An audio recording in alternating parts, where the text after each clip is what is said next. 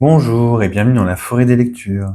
Alors, aujourd'hui, je vais vous parler de The Fable, un manga qui m'a beaucoup marqué et accompagné ces dernières années. Parce que je ne lis plus beaucoup de mangas longs qui durent sur le long terme comme ça.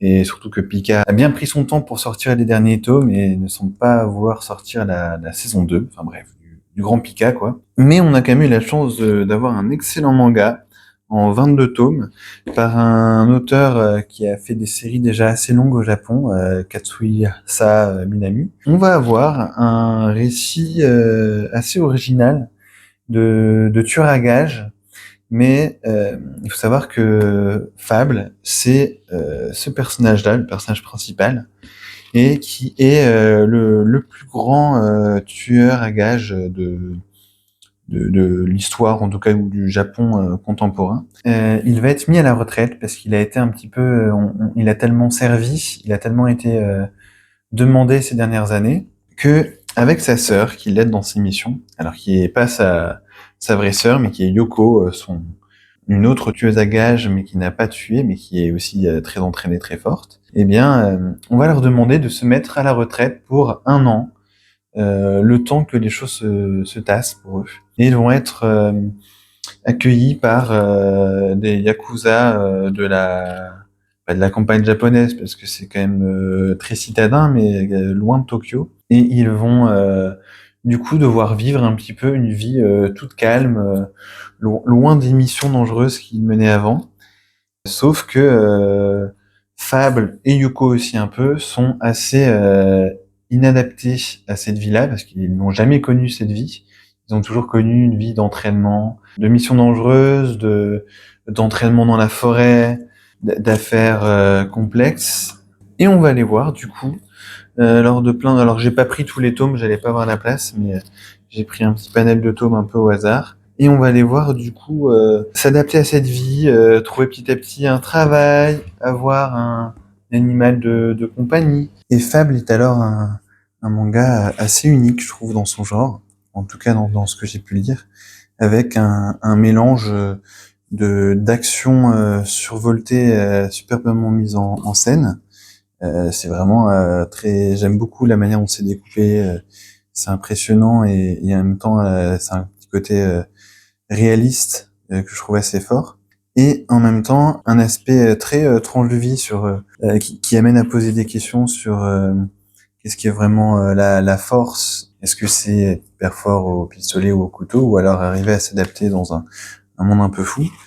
Et en même temps, il y a un humour assez déglingo, beaucoup dans l'absurde, un côté qui va bien avec le dessin aussi, un peu froid, un peu très carré, et en même temps qui va aller un peu à l'encontre entre quand je vous parlais, pardon, je me coupe, mais de scènes d'action superbement découpées et très impressionnantes. Et du coup, pardon, on a un humour qui va très bien avec le dessin, qui est à la fois froid, un peu acide, et, euh, et qui fait un mélange entre ultra-réalisme et absurdité totale, que ce soit dans aussi l'exagération la force de Fable, et en même temps, il y a un côté à la fois réaliste et foudingue qui marche vraiment, et c'est cet équilibre entre calme, action dantesque et humour qui fait que ce manga est hyper savoureux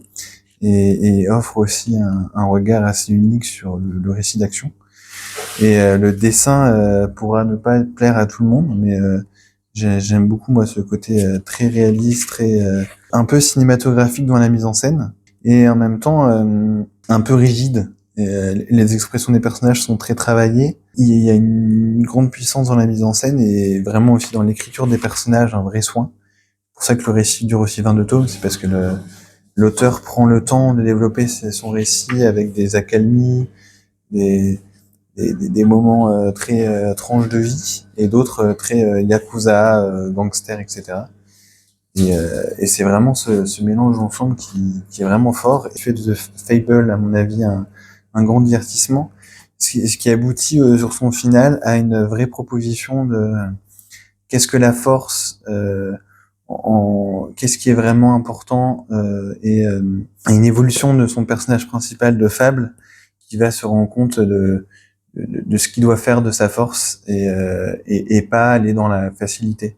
Et je veux pas trop en révéler vers la fin, hein, mais c'est un divertissement très drôle, très barré et impressionnant, avec des scènes. Je tiendrai longtemps de la scène de survie en forêt avec où il emmène un yakuza qui est fan de lui et une scène de survie avec un ours. Enfin, il y a eu plusieurs moments où j'étais mais vraiment plié de rire. Et en même temps, ça propose, c'est pas non plus gratuit. J'espère vraiment qu'on aura à nouveau des œuvres de l'auteur un jour et peut-être, même si j'aime pas trop acheter des mangas chez Pika Édition, j'espère peut-être quand même la suite, parce qu'il y a quand même eu un petit succès en France, j'ai l'impression, peut-être pas à la hauteur de ce qu'ils espéraient, mais il y a eu deux films aussi sur Netflix qui sont sympathiques, mais qui valent pas le manga.